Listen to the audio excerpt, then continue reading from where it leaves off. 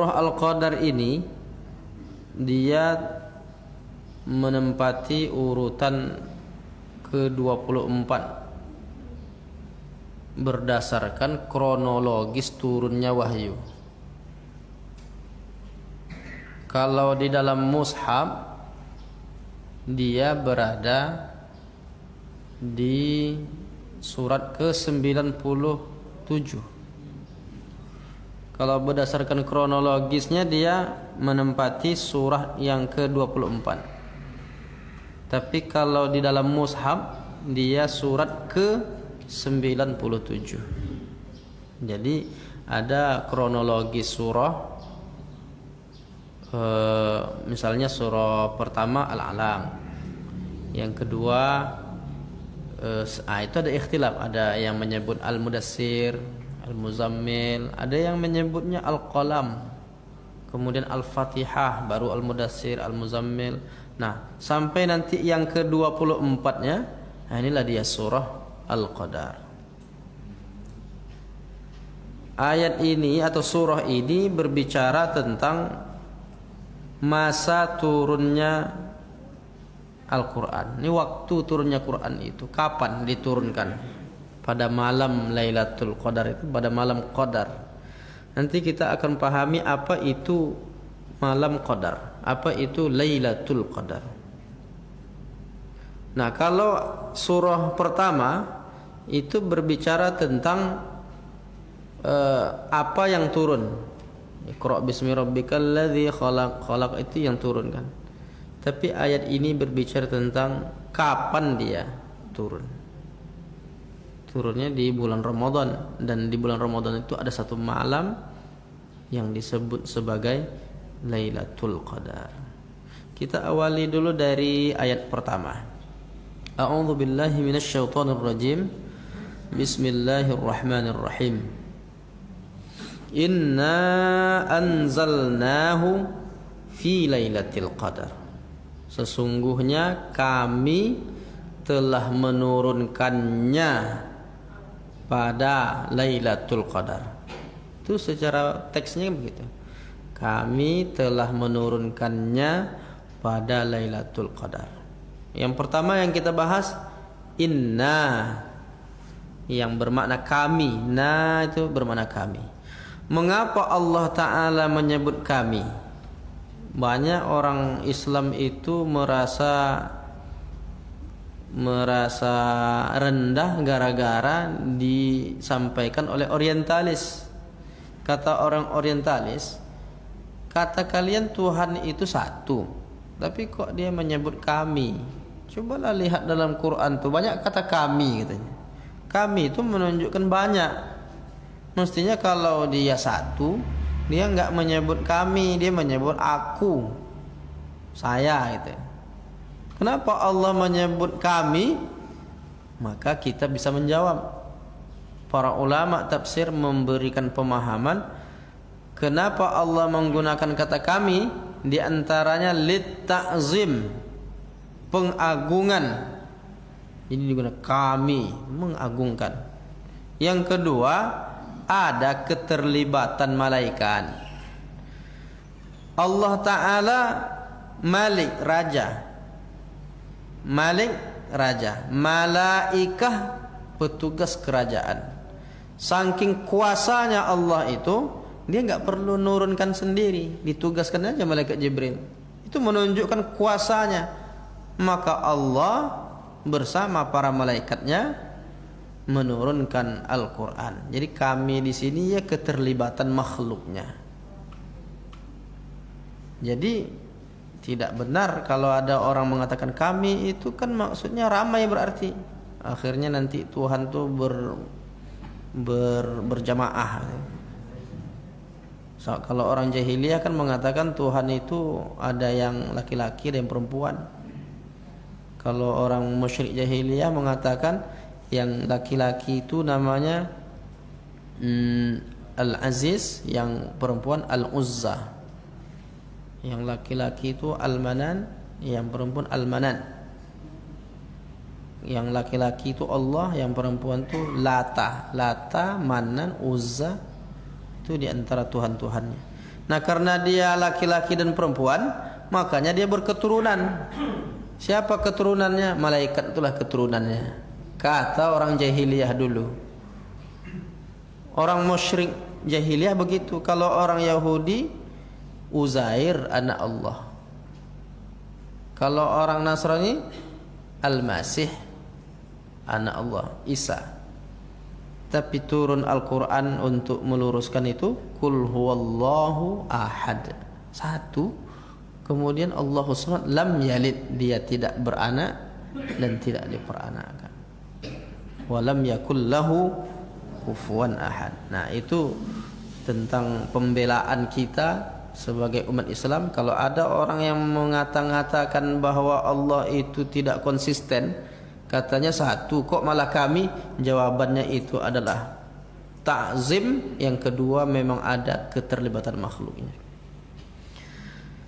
Kemudian yang perlu kita lihat lagi dari kata setelah inna, anzalna lagi. Anzalna itu kan dari kata anzala, artinya menurunkan.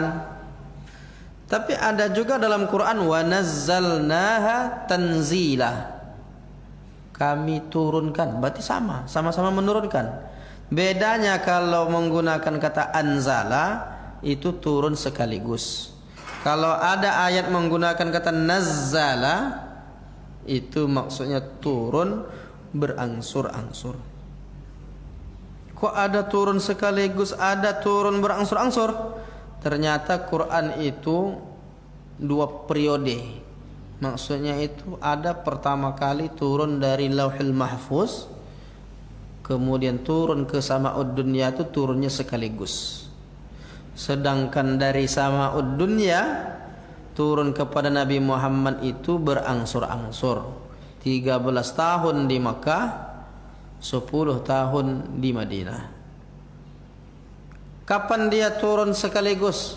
Dari Lauhul Mahfuz ke Sama'ud Dunya namanya. Dari Sama'ud Dunya turun berangsur-angsur kepada Nabi sallallahu alaihi wasallam.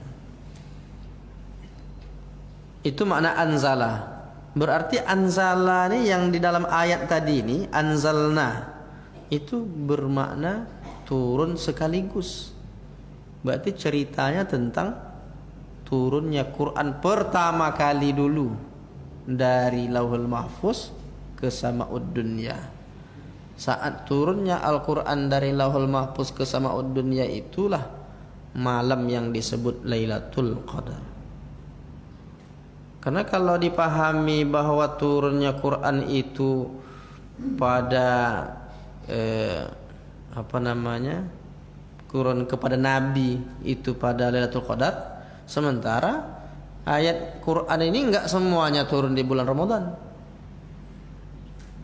Terus gimana maksudnya? Ternyata yang dimaksud itu Quran pertama kali turun dari Lauhul Mahfuz ke Sama'ud Dunya itu pada Lailatul Qadar. Itu penjelasan tentang Lailatul Qadar. Ada yang perlu kita kaji, ini terkait juga tentang akidah. Apa yang dimaksud dengan turun? Jawab, Pak. Dari atas ke bawah, ya kan?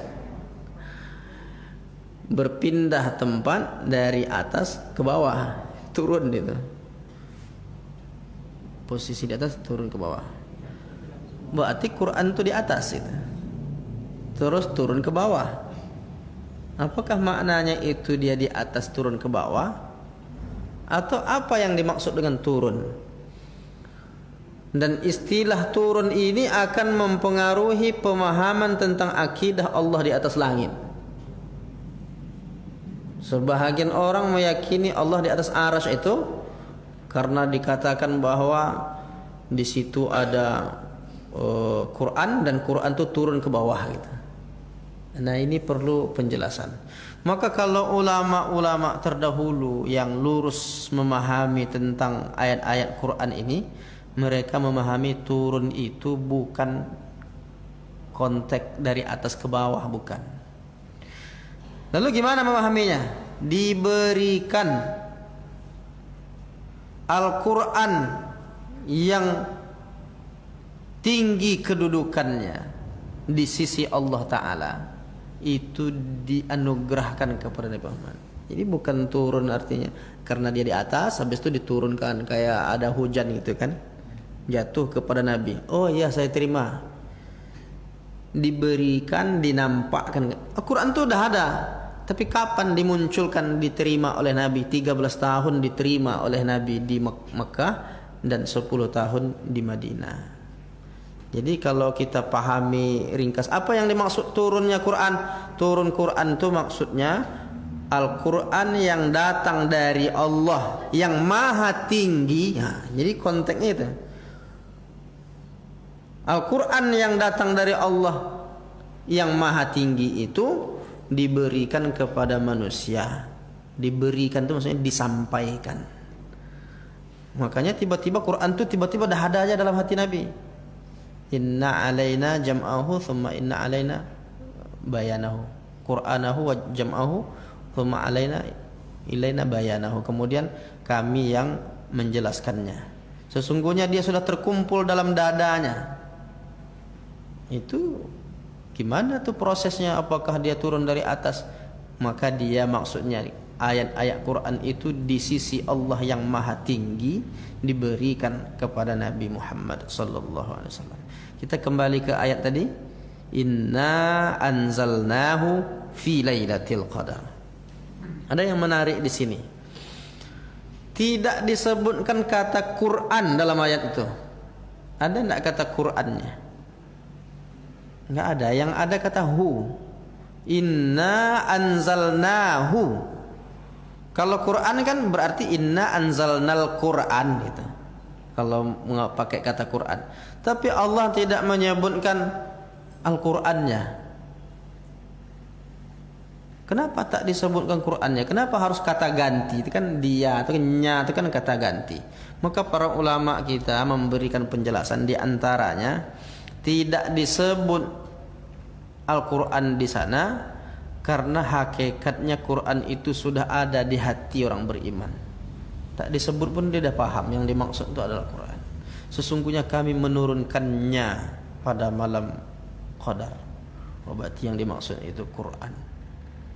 Karena dia sudah dekat di hati orang beriman sampai dia tak perlu disebutkan lagi, karena itu sudah otomatis dipahami oleh orang beriman. Yang dimaksud adalah kemuliaan malam Qadar itu adalah diturunkannya, diberikannya Quran itu kepada Rasulullah sallallahu alaihi wasallam, dan ini menunjukkan kemuliaan bulan Ramadan, menunjukkan kemuliaan Al-Qur'an juga, menunjukkan kemuliaan Nabi Muhammad sallallahu alaihi wasallam. Itu penjelasannya. Kemudian kita masuk ke kata lailati. Ini kita coba artikan kata per kata dulu Bapak Ibu. Kata per kata dulu baru nanti kita analisa maknanya lebih dalam lagi. Setelah inna, kemudian anzalnahu, sekarang fi lailatul qadar. Lailah artinya malam. Malam itu secara bahasanya lailah itu artinya gelap, hitam, hitam pekat. Itu yang dimaksud dengan lailah. Terus lailah itu kenapa disebut hitam? Karena malam itu memang gelap. Kapan mulai malamnya itu? Malam itu ditandai dengan terbenamnya matahari. Jadi gelap itu mulainya dari terbenam matahari sampailah nanti fajar, subuh. Sekarang ini enggak malam walaupun dah gelap nih. Ini kan walaupun masih gelap gitu kan. Tapi tidak bisa disebut malam karena malam itu dibatasi sampai pada waktu subuh. Kalau subuh dah fajar namanya. Nah, terus malam Lailatul Qadar yang kita pahami itu kapan dia adanya? Apakah dekat-dekat di awal malam maghrib, atau waktu-waktu isya, atau di akhir-akhir malam? Yang Lailatul Qadar itu maksudnya kapan? Di tengah malam, di permulaan malam, atau di akhir malam? Enggak ada penjelasannya itu. Supaya malam itu kita isi dengan amal soleh. Karena kalau disebutkan titiknya nanti jam 2 malam, jam 2 itu saja dia ibadahnya. Selain itu tak mau dia mengisinya. Makanya ditetapkan saja secara umum bahwa malam mulai dari tenggelam matahari sampai terbit fajar. Biasanya kalimat itu mulai terbit fajar sampai tenggelam matahari karena ceritanya tentang puasa. Tapi ini ceritanya tentang malam. Apa yang dimaksud malam? Mulai dari terbit lagi. Mulai dari tenggelam matahari sampai terbit fajar. Jarang-jarang kita mendefinisikan begitu, Pak. Biasanya yang kita definisikan itu puasa. Terbit fajar, tenggelam matahari. Sekarang dibalikkan. Itulah definisi malam. Dan kita berharap bertemu dengan Lailatul Qadar itu. Amin ya rabbal alamin. Masih kita lanjutkan kata per kata. Inna anzalnahu fi lailatul qadar. Sesungguhnya kami menurunkannya, maksudnya menurunkan Quran pada malam Qadar. Qadar itu pula memiliki beberapa makna. Di antaranya yang pertama, Allah menetapkan perjalanan hidup manusia 1 tahun itu di malam itu. Jadi sebetulnya takdir Allah sudah mutlak. Tapi untuk 1 tahun kehidupan manusia itu ditetapkan di malam itu. Kalau bertemu orang dengan malam itu, ditetapkan dia dalam kebaikan. Nah, oleh karena itu berharap kita bertemu dengan Lailatul Qadar, dan tentu kita akan isi malam-malam kita ke depan ini sampai 10 terakhir ini dengan amal-amal soleh. Kemudian makna lainnya bahwa qadar itu artinya kemuliaan.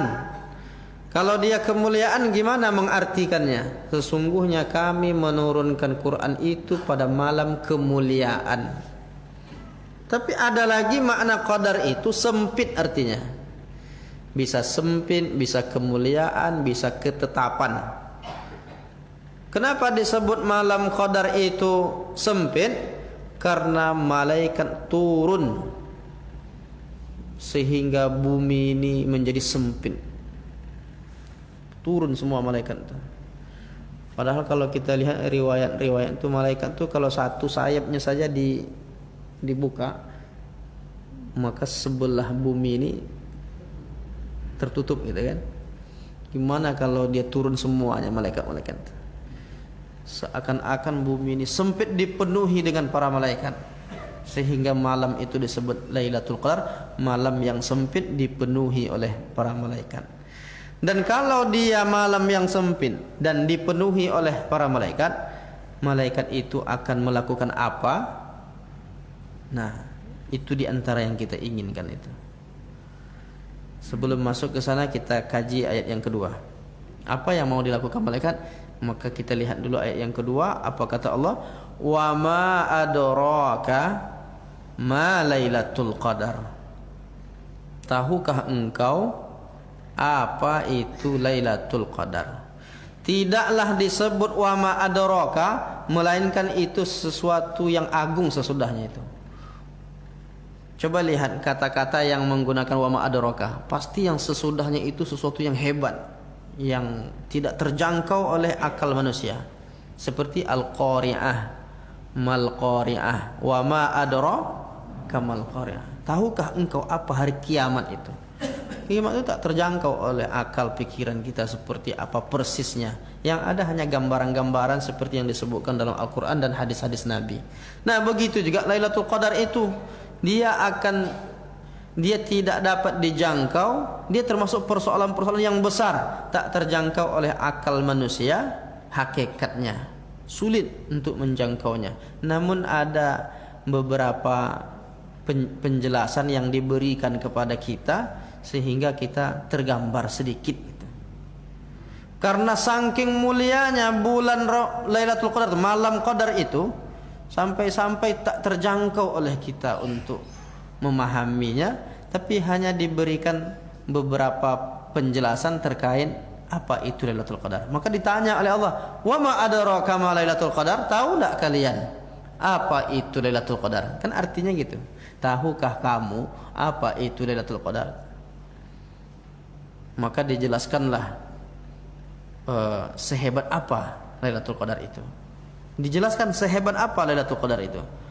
Lailatul Qadri khairum min alfi syahr. Nah, itulah dia Lailatul Qadar itu. Tahukah kamu apa Lailatul Qadar itu? Enggak. Terus aku beritahu sedikit aja kata Allah. Sedikit itu aja udah hebat. Bagaimana Lailatul Qadar itu? Khairum min alfi syahrin. Malam Qadar itu lebih baik dari 1000 bulan.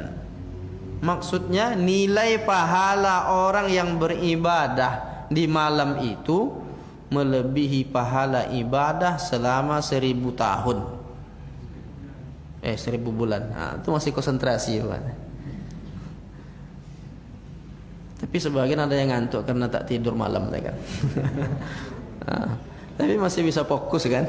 Khawatir kalau ngantuk semua tadi 1000 tahun. Iya 1000 tahun 1000 bulan 1000 bulan. Nah, Lailatul Qadri khairum min alfi syahrin. Saya tadi malam ngisi iktikafnya di Masjid Asy-Syakirin di Tangkirang Tengah. Nah, sekarang melanjutkan kajian di sini. Nah, seperti apa betul yang 1000 bulan itu? 1000 bulan. Dulu ternyata ada sahabat-sahabat Nabi yang diceritakan oleh Nabi kepada mereka ini bahwa di zaman dulu ada orang yang beribadah selama 80 tahun tidak pernah bermaksiat sedikit pun. Di antaranya disebutkan nabi-nabi di situ. Ada di antaranya Nabi Zakaria, disebutkan contohnya itu ada Nabi Heskel katanya, itu istilah apa kan. Kemudian ada Nabi Yunus, kemudian Nabi Ayyub, dijelaskan cerita orang-orang Bani Israel dan pengikut-pengikutnya. Ada mereka itu yang kata Nabi umurnya 80 tahun tidak pernah sedikit pun dia melakukan maksiat. Oh, kok bisa? Begitulah hebatnya mereka ini kata Nabi. Nabi memuji orang-orang terdahulu yang beribadah selama 80 tahun tanpa melakukan hal-hal yang dilarang oleh Allah Ta'ala. Berarti kan mulia, kedudukannya mulia.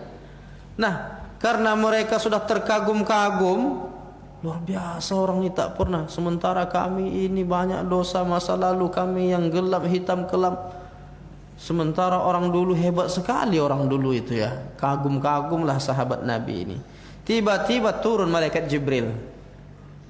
Turun malaikat Jibril membacakan ayat ini kepada Nabi Muhammad dan Nabi Muhammad menceritakannya. Ketika disampaikan ayat ini, Lailatul Qadri khairum min alfi syahrin. Malam Qadar itu lebih baik dari 1000 bulan. 1000 bulan itu berapa tahun? Kalau 1 bulan itu 1 tahun itu 12 bulan, berarti kalau 1000 bulan 83 tahun. Mana lebih banyak 80 dengan 83? Lebih banyak 83. Akhirnya Nabi pun dengan penuh kegembiraan menjelaskan itu kepada sahabat. Ternyata kita itu lebih hebat dari orang dulu. Orang dulu dia 80 tahun. Kita kalau dapat kita beribadah di malam ini, di malam yang disebut Lailatul Qadar, sama nilainya dengan ibadah selama 83 lebih tahun. Kalau begitu mana lebih hebat kita? Oh, begitulah sahabat bergembiranya saat itu. Jadi ayat ini sebetulnya menghibur umat Nabi Muhammad, karena dia tidak perlu umurnya 83 pun, karena kita mungkin yang 83 kan jarang-jarang, nggak sampai umurnya 83, tapi kalau dapat dia beribadah di satu malam yang disebut Lailatul Qadar, seperti dia beribadah 83 tahun. Itu kalau sekali Ramadan. Gimana kalau dia setiap Ramadan jumpa Lailatul Qadar?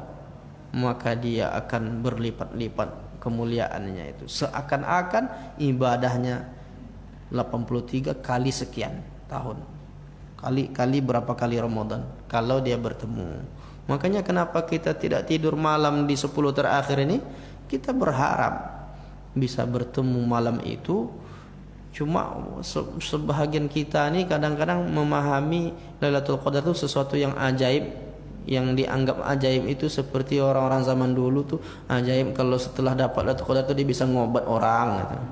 Dapat batu masukkan ke dalam air minum sembuh gitu. Itu Lailatul Qadar tuh. Diceritakan orang, ada tuh orang tuh dapat Lailatul Qadar, datanglah sana pergi berobat.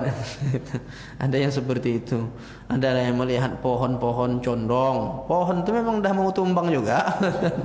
Tuh pohon condong dapat Lailatul Qadar. Jumpa air beku. Kebetulan air itu memang masuk kulkas, beku lah dia. Jadi gimana? Jadi apakah ada hubungan air beku dengan Lailatul Qadar? Enggak ada. Yang ada kata para ulama, orang yang dapat Lailatul Qadar itu bahwa amalannya meningkat. Selama ini dah beramal, tapi setelah berjumpa itu semakin bagus amalannya. Nah, itu ciri orang-orang yang mendapat Lailatul Qadar. Kalau mengaku dia saya dapat Lailatul Qadar itu, pas amalnya bertambah menurun, berarti tak dapat lah itu. Itu ciri tak dapat. Jamaah yang dimuliakan Allah Ta'ala, ini penjelasan yang disebutkan oleh kata para ulama. Tapi kalau kita lihat makna 1000, sebetulnya 1000 itu bukan angka teks di apa namanya di atas 999, bukan juga di bawah 1001, tapi menunjukkan kelipatan yang banyak. Sama dengan kita menyebutkan 1001 alasan. Memang 1001 alasan atau bagaimana tuh? Itu angka atau menunjukkan banyak betul alasannya? Banyak. Hah? 1001 alasan. Sama dengan ungkapan seorang siapa? Orang Yahudi di dalam Al-Qur'an tuh, "Lau yu'ammar alfasanatim mimma ta'uddun." Kalau aku berharap kalau hidup 1000 tahun lagi. Itu kan cuma ungkapan aja tuh. Kata kiasan aja, bukan kata-kata angka itu. Nah, oleh karena itu memahami 1000 bulan ini bisa juga dipahami boleh jadi lebih dari 1000, karena kelipatan yang banyak. 1000 bulan berlipat-lipat.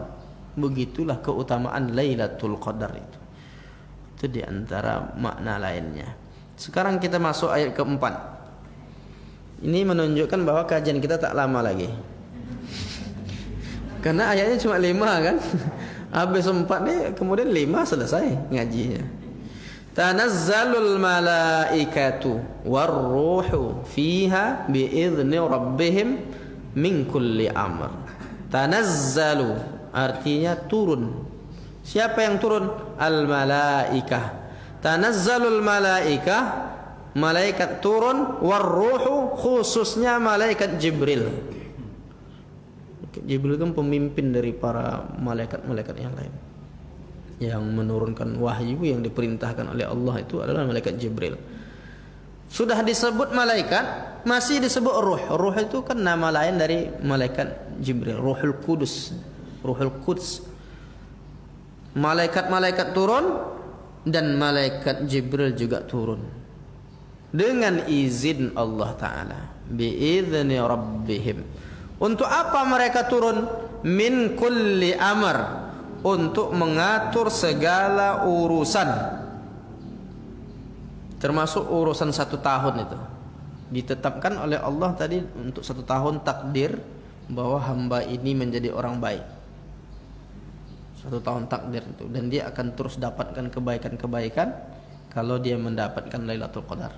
Jadi malam itu ditetapkan dia menjadi ketetapan apa. Nah, tergantung kalau dia beribadah malam itu ditetapkan kepada yang baik-baik.